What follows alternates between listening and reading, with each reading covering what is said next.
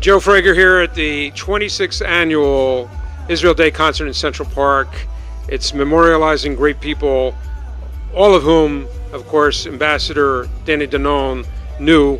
Carl Fryer, certainly, who this concert is a tribute to, and the Lehman family and the Mattis family. So, to Sylvia, I know you want to say a few words. I want to thank all of the organizers, to thank my dear friend Sylvia. I come here every year when I was a member of Knesset, when I was a minister in the government, and today as the UN ambassador, and I'm proud to be a friend of this beautiful community. The fact that you stand with Israel with no buts, no maybe, you stand and you love Israel, it gives us the support to continue the fight in the whole of the UN.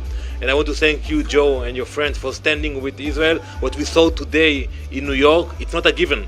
Thousands and thousands of people marching and standing with Israel, Christians and Jews. With me, I had dozens of ambassadors marching, waving the Israeli flag. I think it's a miracle. Well, it's to your credit, Danny. I mean, you've changed the whole, I think, narrative in the United States, at the United Nations. You've done more than anyone I can remember, and Bibi was the United Nations ambassador, too, before he became prime minister. So I think you've done probably more than anyone at the United Nations with Nikki Haley. Today we have Scott Walker, Governor Walker, who's very close with Nikki. I know you spoke about Nikki just before. What do you have to say to Governor Walker about going to Israel tonight with me? Governor Walker is a real friend of Israel. We thank him for his moral clarity about the issues. I'm sure he will enjoy the meeting with the Prime Minister, the trip to Israel. And we need more friends like Governor Walker coming to Israel, standing with Israel. And the reason I was able to win at the UN, Joe, is the fact that I spoke about our rights, our biblical rights to the land. I am not ashamed to say it. Yes, we have international law, we have historical rights, but more important than all is our biblical rights to the land, biblical rights to Jerusalem. And today we celebrate 52 years for the reunification of Jerusalem. It is another miracle. Well, the last question is about the President of the United States. We really haven't had ever a friend like President Trump.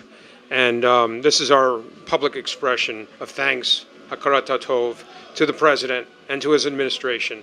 And I know you want to say a few words about the President. What he's done has been absolutely miraculous, absolutely extraordinary.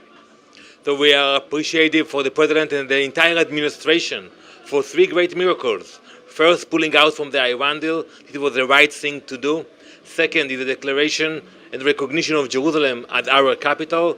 And third, the decision about the Golan Heights. And when I speak with my colleagues at the UN, I tell them it is about time that you will recognize Jerusalem as our capital, and you better do it fast, because the real estate in Jerusalem, it's running so fast, it will be very hard for you to find an appropriate location for your embassies. So we are grateful for President Trump. I have another question. It's an add-on. You wrote an article years ago in the New York Times about the annexation of Judea and Samaria. Do you think this president will do this in the first term? So I think what we saw that the president is capable of doing a lot.